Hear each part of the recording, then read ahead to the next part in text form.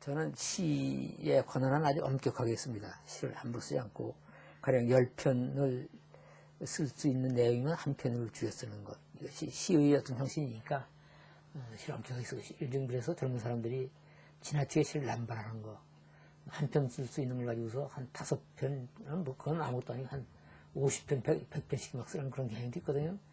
그런 경향을 경계해야 되고, 또 그 시는 어디까지나 예술이죠. 그러니까 그것이 예술로서 아주 완성품을 만드는 그런데 제가 시를 쓰는 그 자세죠.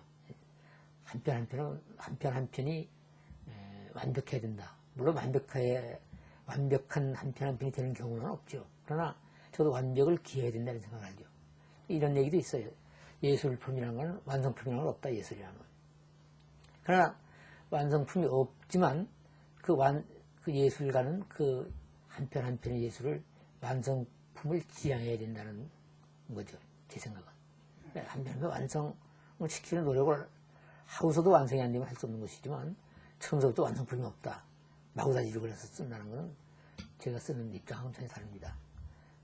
그리고 또 이제 아까 잠깐 얘기도 했지만 시에 있어서 기술이라는 거는 눈에 띄는 기술은 진짜 그 서투른 기술이죠, 사실은. 눈에 띄지 않는 기술, 그런 것이 중요한 거고, 그거는 어떤 이 거짓 없는 마음, 뭐 사물을 꿰뚫어보는 눈, 이런 것이 필요하겠죠. 제교한 게 제가 56년이라고 기억되는데요. 뭐 갈대, 또 그 밖에 석상 이런 검도를 가지고 했는데 그때 우리 문단 풍토라는 거는 순수시, 정통시라고 할까, 그런 것 아니면 대체로 모더니즘 계열시, 그런 것 뿐이었고, 양쪽 다 현실 문제는 전혀 관심들이 없었죠. 그때만 해도 이제 어떤 때냐면 휴전된 지가 불과 3년밖에 안 됐을 때니까 서울 시내가 온통 폐허하고 전쟁의 상흔이 그냥 여기저기 남아 있었고, 맨 상위 군인 거지, 뭐 창녀, 뭐 이런 사람들을 빠글빠글 실업자, 그래 이 우리나라가 전체적으로 희망이라는 게 없고 과연 어떻게 살아가야 할 것인가. 참 모든 사람들이 불안해하고 그럴 때였죠. 그럴 때 이제 제가 문단에 나오는데 몇 편 그런 제 처음에 문단에 나왔을 때 쓴 시도 순수 정통시라고 이렇게 말할 수 있는 것들인데, 그런 시를 쓰고 나니까 좀 뭔가 동떨어진 생각이 나고 세상하고 그런 생각을 했죠. 이 문학 자체도 사람이 세상 살면서 사는 건데 이 사람 사는 일을 보다 낫게 하는데 조금이라도 도움이 되지 않는다면 그것이 무슨 소용이 있겠는가. 또 가령 시라는 것도 옛날부터 사람 사는 일에 아무런 도움도 되지 않았더라면 지금까지 살아남을 수가 없었고 그냥 일찌감치 소멸했겠죠. 그러나 지금까지 살아남은 데는 그만큼 사람 사는데 도움이 됐기 때문에 그랬을 거니까 사람 사는 일을 조금이라도 더 낫게 만드는 일에 도움되는 시를 써야 되겠다, 이런 생각도 했고, 또 하나는 결국 시의 목적이라는 걸, 뭐 시는 목적이라는 걸 따질 수는 없는 거죠. 시는 아름다움은 그 자체로 쓰는 거니까. 그러나 그 아름다움이라는 것도 또 목적이 있는 거니까. 그러니까 목적이라는 것 자체가 사람이 사람답게 사는 거기 위해서 있는 거죠. 아름다움이라는 것 자체도 사람이 사람답게 살기 위해서 있는 거니까 내 시도 사람이 사람답게 사는데 뭔가 일조를 해야 되겠다. 그런 생각도 하면서, 그러나 물론 그것이 어떤 목적을 시는 가질 수는 없다는 생각은 지금도 똑같고, 그때나 지금이나 역시 시는 아름다움은 그것 자체로서 어떤 사람이 아름답게 사는데 일조를 하는 거니까 이제 그런 것도 신경 썼죠. 이제 그러나 세상이라는 거는 그러지 않습니까? 남하고 더불어 사는 것이고, 또 결국 책임은 자기한테 있는 거죠. 결국 이제 말장난 같지만 사람 사는 거는 더불어 혼자 산다는 것, 이런 말도 가능하겠는데, 남과 더불어 살지만 궁극적인 책임은 자기한테 돌아온다는 것, 그런 생각을 하면서 남과 더불어 사는 것도 중요하지만 자기 하나의 삶, 자기 자신의 삶도 중요하다. 그런 입장에서 시를 썼다, 그렇게 생각하면 될 것 같네요. 역시 세상이 변하는데 시도 변해하는 게 당연한 거죠. 이제 나 또 이 삶의 터전을 서울로 옮기면서 시골살이에만 관심을 가질 수는 없는 것이고, 시골살이가 그것이 농촌 같은 것, 그런 것이 내 시적 정서의 바탕이 되었지만, 일단 서울 삶을 살면서는 아무래도 많은 변화가 일어나기 마련이었고, 또 이제 나이 먹으면서는 남들과 더불어 사는 삶, 그 젊을 때는 이제 남들과 더불어 사는 삶 쪽에 더 무게가 부어졌었는데, 나이 들면서는 이제 나에게 책임이 돌아오는 삶, 또 나 혼자만의 삶, 이것이 중요한 그런 것이 되는 것 같아요. 그래 초기에는 어떤 공동체 생활이랄까 그런 쪽에 내 시의 무게가 더 있었다면, 후기에는 나 혼자 사는 삶에 더 무게가 두어지게 되지 않았을까. 뭐 자기 자신의 시를 자기가 이렇게 설명하는 건 어려운 건데, 내가 시를 쓰면서 스스로 내 시를 생각할 때 그러한 측면이 조금 있었을 것이다, 이런 생각을 하죠. 그것이 내 시에 대한 아주 전적인 그런 해석은 못하지만 그렇게 해석될 부분이 좀 있을 것 같습니다. 이제 한때는 민요가 내 시의 어떤 민요적인 가락 같은 거, 민요적인 형수 같은 거, 이것이 내 시의 주조를 이룰 수도 있다고 생각했는데, 역시 그것은 민요는 어디까지나 민요고, 그것은 지나간 한 시대의 그 문화 형식이죠. 역시 그런 면에서 한때는 그 민요를 내 시에서 가장 중요한 기법의 하나로 생각했는데, 그걸 극복하고, 물론 민요의 어떤 종류 같은 것은 중요하지만 거기에 함몰될 수는 없다 하는 생각을 했죠. 그리고 저는 이런 생각을 해요. 어떤 사람들은 시는 뭐 투박하도 좋고 그렇다고 그러지만, 저는 역시 예술이라는 건 세련성이라는 게 중요합니다.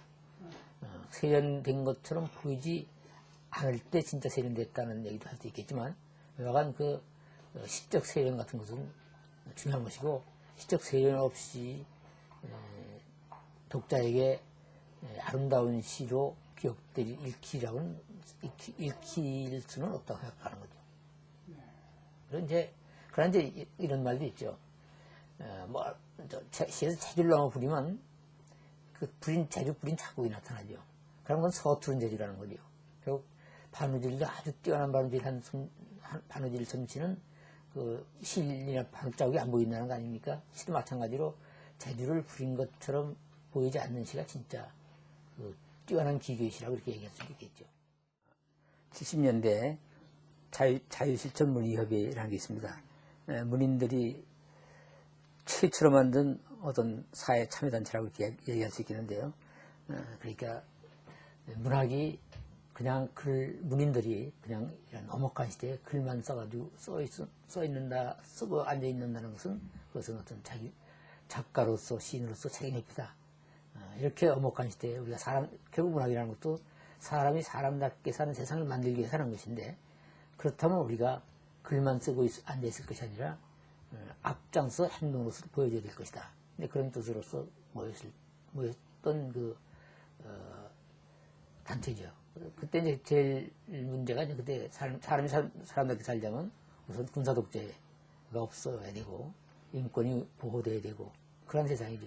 그때 그래서 박정희 정권에 특히 유신체제에 반대하는 그런 자율천문위협회를 만들었을 때 거기에 참여도 했고, 적극적으로 참여했고, 또 글로서도 독재 정권, 유신 정권에 저항하는 시를 썼던 그런 일이 있었습니다.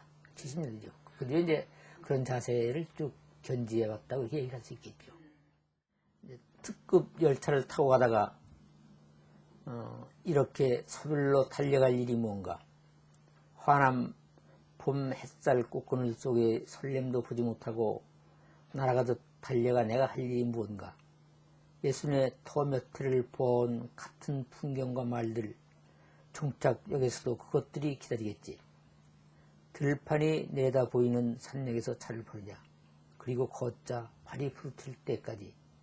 복사꽃 쑥 나오면 들어가 낮잠도 자고 소매 잡는 이 있으면 하룻밤쯤 술로 지새면서 이르지 못한들 어떠랴 이르고자 한 곳에 불시들 날아가다 떨어져 몸을 묻은 산은 파랗고 강물은 저리 바짝이는데 이게 제가 한 3년 전에 쓴 시인데요. 그때 심경이라는 건 그때 제가 뭐 지금도 바쁘지만 한참 바쁠 때 뭐 빨리빨리 왔다 갔다 하면서 그때도 어디 문학 강연을 가다가 내가 이렇게 바쁘게 산다는 게 과연 뜻있게 세상 사는 것인가 하는 회의에 빠졌어요. 그리고 저뿐 아니라 세상 전체가 너무 빨리 돌아가고 너무 세상이 쉽게 변하고 바뀌고 이렇게 하는데 이것이 정말로 바람직한 삶의 모습인가 하는데 빠져가지고서 이제 이런 생각을 했었죠. 그때 기차를 특급열을 타고 가다가 어디 강연을 가다가 정말로 기차에서 내려가지고서 교회 나가가지고서 복사꽃 핀 그 복사꽃밭들 구경도 하고 그랬던 기억이 납니다. 그런데 이것이 지금도 이런 생각을 하고 있는데 과연 우리가 이렇게 서늘르고 바쁘게 돌아가고 이런 것이 의미가 있는 것인가 이런 생각도 하죠. 지금 한국 시단에서 제가 가장 그 문제점이라고 생각하고 있는 것은 자기도 모르고 남도 모르고 아무도 모르는 그런 시를 쓰는 경향이 있어요. 그러니까 지나치게 자기 자신이 무엇을 써야 할지 잘 몰라가지고서 그냥 손끝 재주 재간에만 매달리다 보니까 써놓고도 자기도 모르겠고 또 물론 그 읽는 남들은 더 모르고 그런 시들이 너무 남발되고 있어가지고서 시를 전체적으로 불필요할 정도로 난해하게 만드는 거 그런 것은 문제죠. 물론 아주 쉬운 시를만 좋다는 건 아니죠. 난해 시가 있어도 좋은 시가 있고 그렇죠. 그러나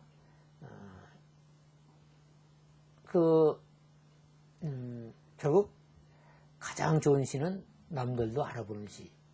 그러니까 가장 좋은 시가 되는 거죠.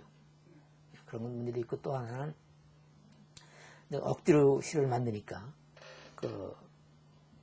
그냥 시의 리듬이 깨져요. 리듬이 없는 시라는 게 억지로 시를 만드니까 그렇게 되는 거죠. 그러니까 리듬이라는 건 시에 있어서 뭐냐면 자연스러움인데 시가 자연스러워 우리나라 시라는 거는 외국 시하고 달라가지고서 외국어는 그 액센트가 따로따로 다 한마디 한마디 다 있고 인토네이션이 다 있고 그래가지고서 그것이 그 리듬을 규제하는데 우리나라 말의 경우는 그런 그 액센트나 인토네이션이 없죠 거의. 어떤 사람들이 그런 액센트가 없고 인토네이션이 없는 말이 발달된 말이라고 하는데 그것 없이도 뜻을 확실하게 전달하니까 여하간 어쨌든 간에 우리말은 그런 것이 없으니까 우리 시에 있어서의 리듬이라는 것은 자연스러움이죠. 그러니까 흐름이 자연스러울 때 저절로 리듬이 생기고 그 리듬은 독자에 의해서 자유스럽게 만들어질 수 있는 거죠. 형성될 수 있는 거죠. 요즘 현실을 아주 어둡게 보고 미래적 문제 승을 보고 그러는 시각도 있지만 저는 그렇게만 보지 않아요. 사실 우리 역사를 통틀어 생각해 본다면 우리가 이만큼 잘 살았던 때는 없습니다. 그리고 우리나라 사람들이 이만큼 국제적으로 나가서 큰 역할을 했던 때도 없었죠, 사실. 뭐 아무리 우리 역사 자랑스러운 역사였다고 하지만 옛날부터 중국, 일본, 미국한테 치여가지고서 우리 생각을 제대로 세상에 한번 펴보지도 못하고 이렇게 살아온 민족이라고 이렇게 얘기할 수 있거든요. 지금은 어떻습니까? 지금 이만하면 우리가 이만한 국력을 가졌을 때가 없었죠. 그리고 또 이만큼 우리가 굶주리지 않고 잘 썼던 때도 없었고 그런 것을 생각해 볼 때 우리 미래라는 건 반드시 어렵지만은 않죠. 또 어려움이 있어도 또 어려움이 계속 또 잘 극복해 나가는 그런 특성도 있지 않습니까? 우리나라 민족이라는 게. 그리고 또 하나는 그렇게 뭐 여러 가지 어두운 얘기들 많이 하죠. 환경 문제 이런 거. 그러나 지금 적어도 아시아에서는 이 경제발전, 민주화 이 양쪽에 다 성공한 나라가 한국이라고 하는 것은 다 객관적으로 평가를 받은 얘기죠. 그런 것도 우리가 우리의 미래를 밝게 볼 근거가 되고요.